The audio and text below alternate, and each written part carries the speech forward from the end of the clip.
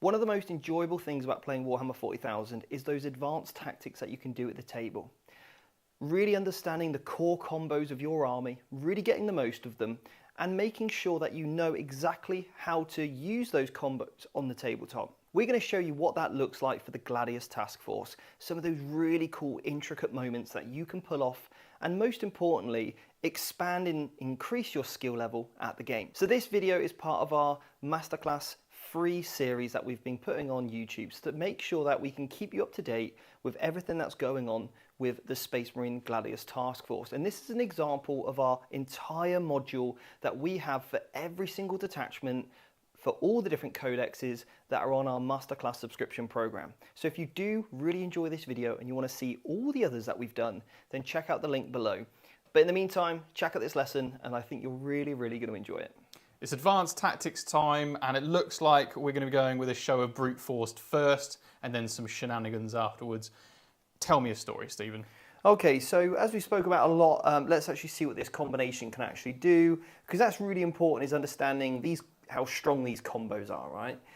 So the situation is we've got a Land Raider to kill, we've got 5 Terminators, we've got a Captain with Legionaries of all Chaos Space Marines. It's all deadly stuff. None of it wants to be near us, right? So we need to sort of really prioritise what we want to achieve here, okay? Now, we might have some CPs. We've got Carragher on the table. We've probably got 2. That sounds all right to me. So a few things is, what is our target priority, okay? Now, I want to maximise efficiency. So we could roll out to see, can our aggressor unit completely kill the Land Raider in shooting? Okay. How many wounds is it? So it's 16 wounds. 16 wounds. Okay, now we're getting critical hits on 5s of lethal and sustained. We'll be wounding on 6s, but we will be getting those rerolls as well. And we're getting rerolls to hit and also wound because of the twin linked aspect. Okay, that's not a bad option. Now, with the Devastator Doctrine, if we go into that, we'll be getting that additional AP. It'll be the closest target, potentially in our movement. And then obviously we can make sure we're getting, we're putting you to be saving on 4s, rather than 2s, okay? Yeah, because it'll be AP2 and ignoring cover as well. So what we would need to do is just position ourselves with the unit that we actually want to get the benefit of this from, and obviously it's all the Bolt Storms, they need to be closest to here. Fantastic. But obviously then what we can also do is put the other models a little bit or equidistant away to others, and therefore this is still the closest target for the models that are actually be doing the shooting. Fantastic. And obviously Calgar may as well go over there as well, just to make the most out of his fists. You might be right, but I got another plan for him, Michael. Oh, okay. Oh, sorry. Okay. All right. I was getting excited. You were. So let's see if basically aggressor brick can kill the Land Raider. Cool. Okay, Michael, so it's 18 shots, you're telling me. Here we go. Looking for 5s. Okay, and I'm assuming with the Oath targets, we've got those rerolls. Exactly that, yeah. Now, only 3 that time, not great, but we are Oath, so we're going to reroll. Okay. A bit healthier. Cool. Yeah, nice. So we've got 1, 2, 3, 4, 5, 6, 7, 8 auto wounds already. So remember 8, Michael. Okay, 8. And then obviously it's sustained, so let's roll all these. 2, 3, 4. Okay, cool, some more. And then we're twin linked.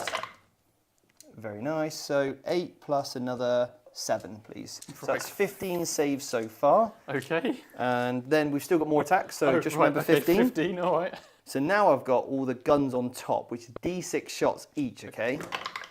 Right, that's about an average roll. Okay. So we're not twin links, so we're not re-rolling wounds here, but we still get to re-roll our hits. Very nice. Okay. So here's our lethal and sustained. Okay. So that's 5 so far. I'm going to pick up all of these and re-roll them. Okay, so these are the lethal. You've got 2, 4, 6, 8, 9. Okay, so 9 in the pool for lethal. Already, yeah. Yeah.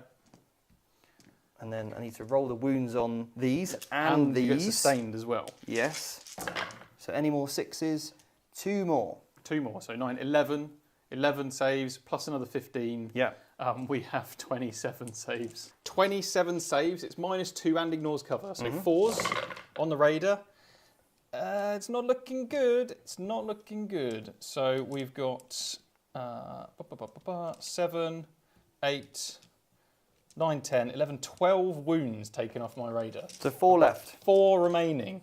Right, so now it's time for Marneus Calgar. Now, he's not the closest target, so he's not going to be getting the additional AP, Okay. but he still gets it anyway because of the Storm of Fire. Exactly, Yes. Storm of Fire, right. So he's getting 4 shots. All right. And same for him. He hits on 2s, we're going to pick up everything. Okay, only 1 lethal so far, that goes back in. Okay, and they are twin linked, so looking for 6s. Only 1, please, Michael. AP 2 again.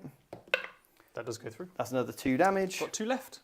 Right, we've got 1 shot from the Absolver pistol from the Biologus. I'm going to re-roll it. It's a miss. So we haven't killed you, but you've only got 2 wounds left. 2 left. And do you know what? I'm kind of okay with that. Yeah. Maybe I've got a unit nearby that can just chuck a grenade and kill you. Yeah. Or we go into the combat phase, and it's time for me to charge you. Okay. And Michael, I'm going to charge everything. Fair enough. The Land Raider, the Terminators. I'm also going to charge the Legionaries as well. Okay, so I make my charge, in I go. I want Calgar in combat with this unit, okay? Okay. That's really important. Then basically what we want is the Biologus is going to move 6 to here because he doesn't really need to fight anybody. But what he does need to do is make sure he maintains coherency for the rest of the unit, all right? I want 2 aggressors into the Land Raider just to finish it off. And then 4 aggressors and also the Victrix Guard onto the Terminators. Okay. Right, now what, Michael, I'm going to do is spend 1 CP and I could either go for Lance, it's pretty good, or I can go for Precision.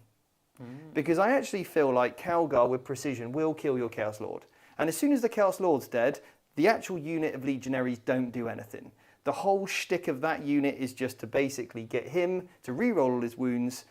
He's the damage dealer. Yeah. If I can take him out with Precision, I'm pretty happy about that. Okay. And I'm fairly confident that the aggressors would kill the Land Raider. Yep. He's only got 2 wounds left.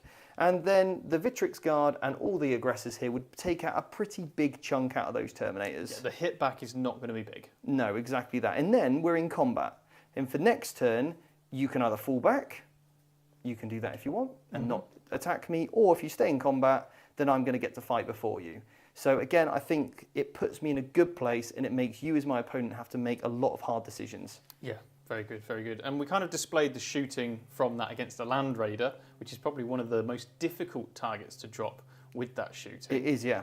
If you'd shot any of the other 2 units, you'd probably almost pick up that unit. You potentially do, yeah. I mean, 12 wounds through, it's the same profile almost with Terminators, but easier to wound. Yeah. So we know 4 were already dead. Yeah. And then the other, because the wounding is easy, you probably kill the 5th as well. Yeah. And then you can very easily clean up the other 2 units, depending on where they are on the table, obviously. Exactly that. So I feel like with the positioning, taking out the middle unit with shooting means I can't make them big multi-charge as much as I want. Yes. Because I would need all the attacks here, I might not be able to do that. So it does then come to the position of the units, which is really key, which is where that kind of analysis paralysis can come back in. So there we go. That's some of the sheer damage output that this unit can do. Let's reset this and look at some actual movement tricks on the table. Okay, new setup. What have you got for me, Stephen? Okay, so I've got our Judicer and Blade Guard unit in this building, okay? And we're really going to be looking at squad tactics. So ideally what we'd have done is made sure that the turn before we're in the tactical doctrine, which is quite easy to set up, because then you know you get that guaranteed 6. I'm going to show you one variation, which is great with this unit, and then I'm going to show you another variation which you might work with a transport. Okay? So what we've done against a combat army like CSM, or any other sort of similar army, we're using this to basically ensure that you can't just move on to the objective. We've got some incessors here. You're going to have to come and take this objective off me by charging me. So what are you naturally going to do, Michael, if you want to charge me? Move up and make my charge distance as small as possible. Yep, because you don't want to fail your charge. There you go. So now I can squad tactics because you've ended within 9. And what I'm going to do is basically squad tactics to here. Okay. Pull myself in a nice little tight clump like this. All right. Okay. Well, which does one thing, it increases your charge range, right? Yeah. If you shoot me, it's going to increase your charge range even further. And I've still got 10 OC on the objective. Okay. So make your charge, Michael. Right. So I've rolled an 8. You rolled an 8. I'm in combat. So some models are going to have to get base to base. Yep. So we're base to base here, base to base here, and these guys can't quite get there. Yep. There we go. Cool. Right, so now I'm going to spend a CP, Michael, in Heroically Intervene. Because you cannot get outside of 6 of my unit. So I've set up that Heroic Intervention, I rolled 2 dice, and I'm going 3 inches. That gets me just in here, which is pretty good for me. Now, because I've got the Judicer, I can fight first, Michael. So now I can pile in 3 inches, and then 5 out of the 6 can fight, and I should do significant damage to this unit of Terminators. So I'm basically, what I've done is I've prevented you from just moving on to the objective. I'm forcing the charge, and that's really the important thing. I'm forcing the charge onto the objective, but I'm using squad tactics to ensure that I always end within 6, okay?